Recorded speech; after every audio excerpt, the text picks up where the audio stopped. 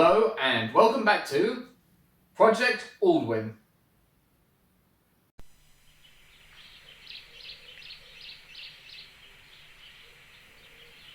Yes, hello and welcome back to Project Aldwyn. It's been about 3 or 4 months since I actually did any proper scenic treatment with the layout, but I'm going to do some grass work today with some Hornby golden straw coarse turf, and I've also got a new goods platform which I'll show, and I'll give you a quick look at the layout before I start any work.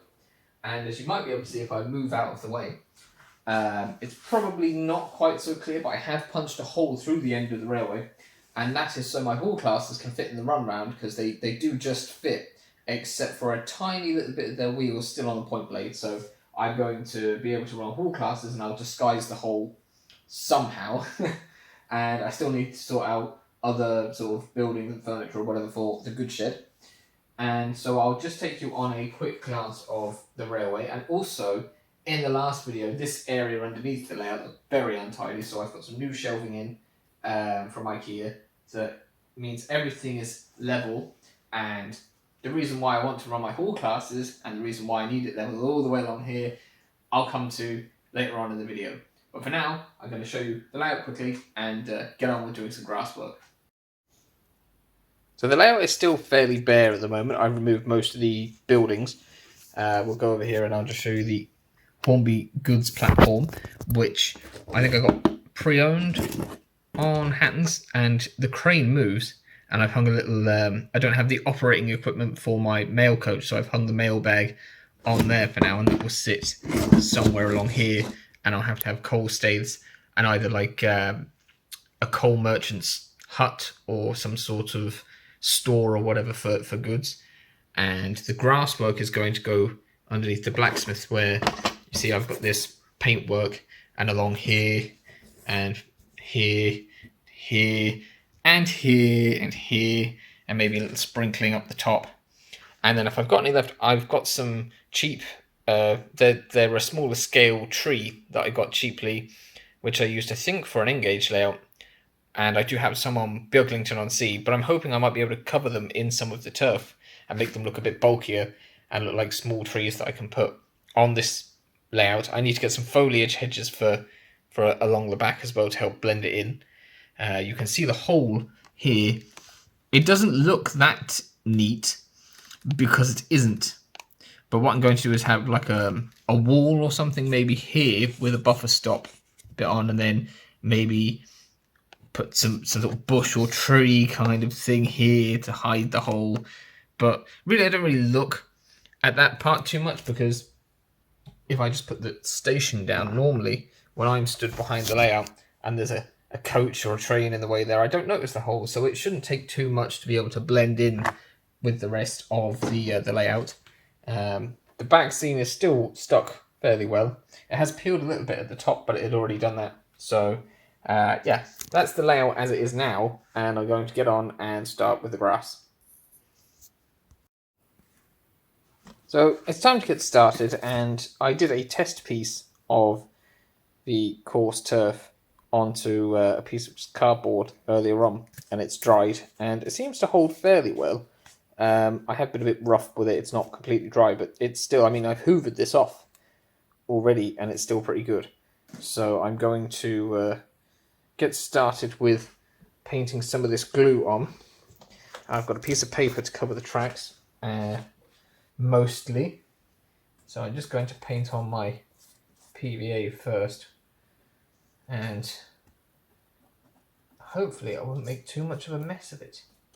I know that there are other modelers on YouTube who are a lot better than me when it comes to doing this sort of thing, but I'm doing it on the cheap, and I'm doing it fairly crudely. I'm more of a impressionist, I suppose, when it comes to layout building. Oh dear, I forgot the gate was removable. That's a good thing PVA dries clear. What was I saying? Ah, yes, crudeness. Anyways, so I'm going to push that along there, along the edge of the goods yard. It doesn't matter if I go over the sandy area, really. So brush that along there. And it doesn't matter if I go up the wall slightly, because it will just look like the grass and stuff is growing up. So do that bit first there before I go into the long grasses, because those fibres will get stuck to the brush and make it look a bit untidy. So I think that's all good there, PVA wise.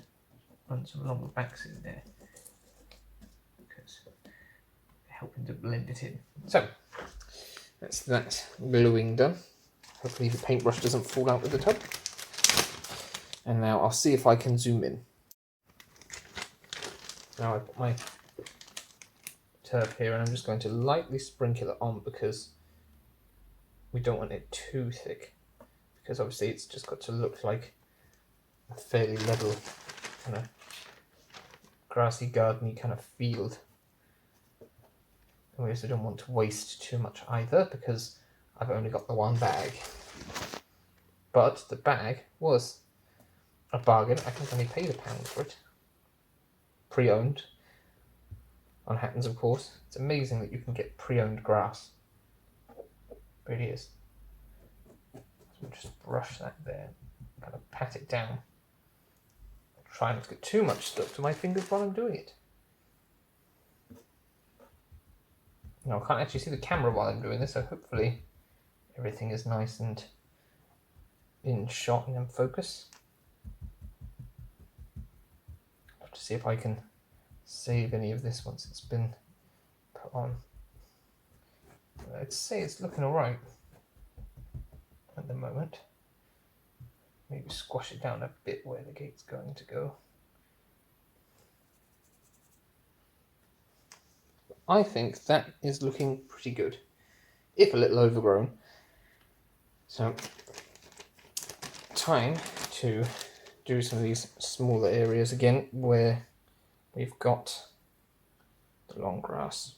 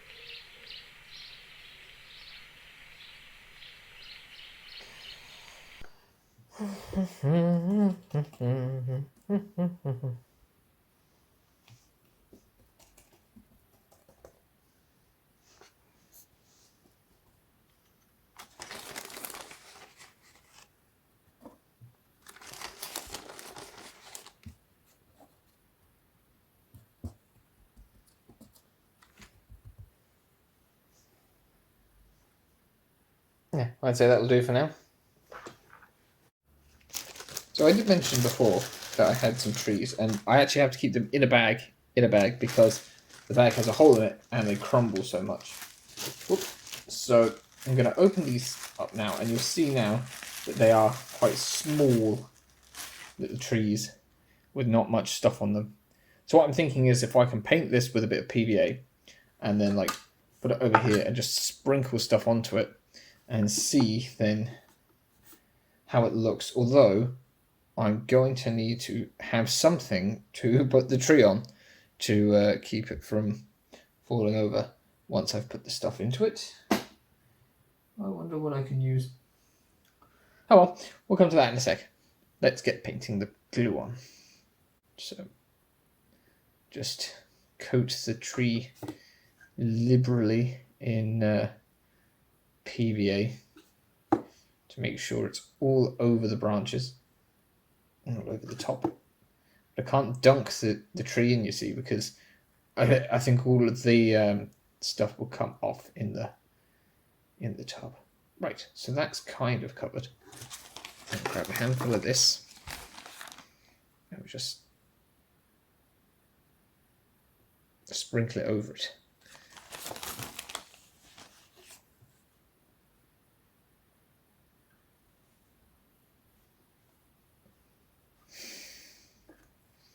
And then I should roll the tree around in it like it's a sherbet dip. I'm not sure this is going to work, to be honest.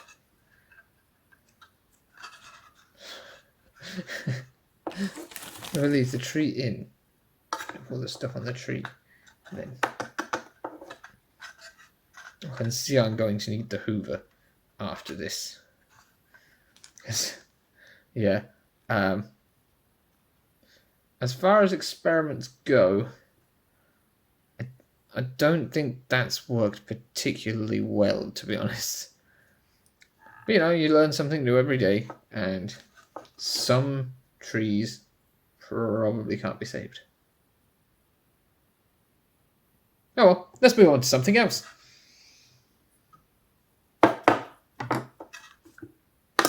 To do some, like, thinking.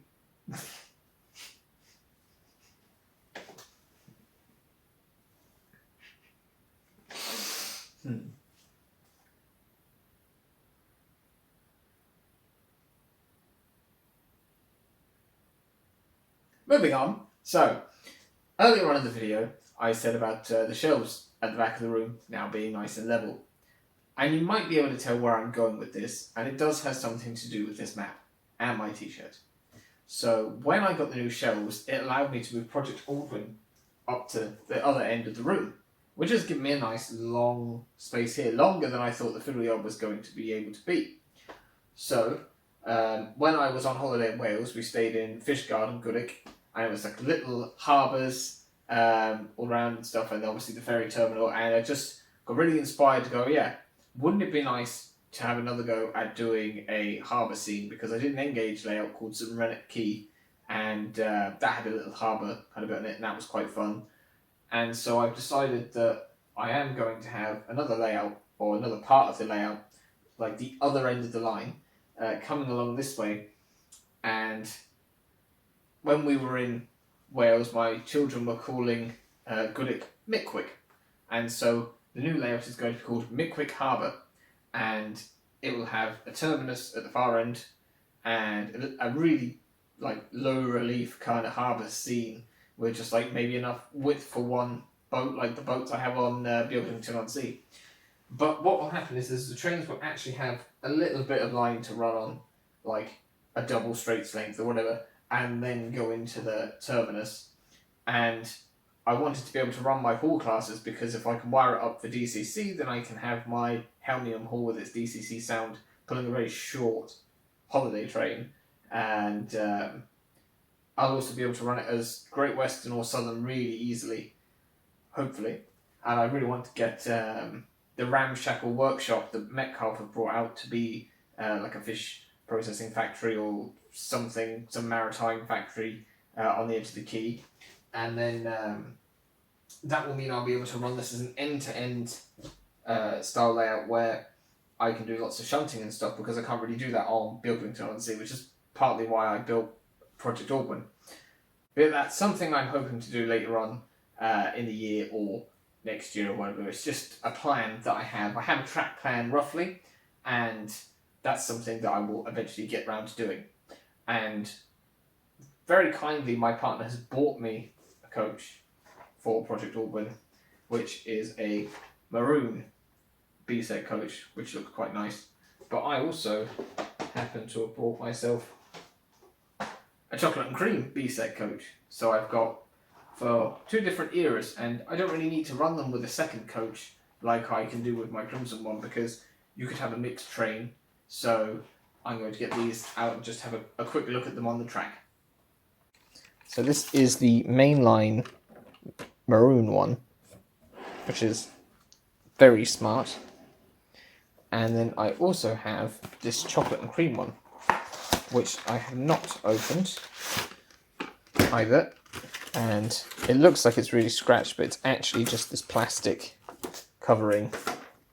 It actually looks to be right.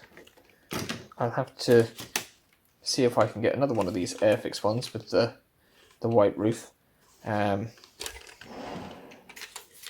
They have plastic wheels and different styles of coupling. Something's not on there. to the mainline one as well. There you go. There we have it.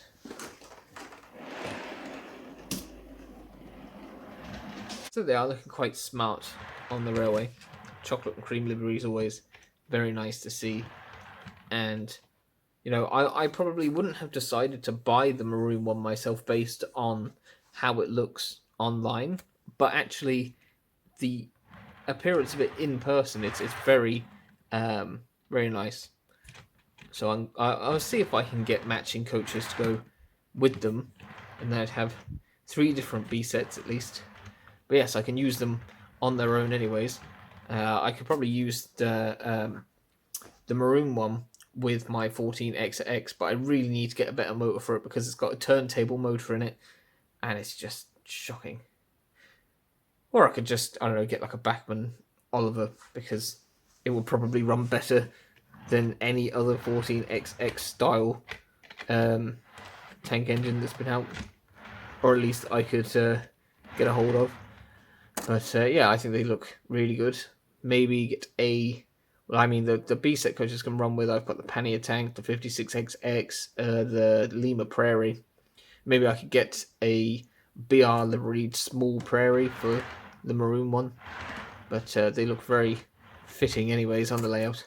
It's always nice when the liveries and the coach styles and everything, it always matches up to when you've gone for like the style of station that they would have been near, because it looks like the photos. So yeah, I'm pretty happy with that. And I suppose I'll go away now, and I'll show you what it looks like when the grass is dried. Over here at the tunnel end, you can see that I've got the tree up in the top corner. I think it looks alright. And like I said, I'm going to try and maybe do a few more and see how they look. And then along here, this is where the engine shed will be. And here's the fallen down wall where the sheep are going to be climbing over. And I've made it like it's a bit overgrown. And then we go over towards the blacksmith's forge. And like I said, there'll be some more scatter, like I suppose soot or something around the bottom of the blacksmith's forge. And get some blacksmith's equipment to put in it, hopefully. And then over here is the gate, which, I mean, I think this bit looks actually really good. And it'll have like hedges and stuff along the back. And then obviously maybe I'll have like a coal stage here and coal staves over there. And somewhere I'll have to put in a water crane. I don't know about a water tower or anything. The focus and the lighting's going a bit funny. The weather's a bit changeable, it's affecting the light in the room. But there's the 14XX 1424, and I'll see if I can get it to leave with the mainline coach, but it's not perfect. As I've said, it's got not perfect motor in it. Yeah, that's the progress that I've made this episode, and hopefully it won't be too long before I have another episode up with some more progress.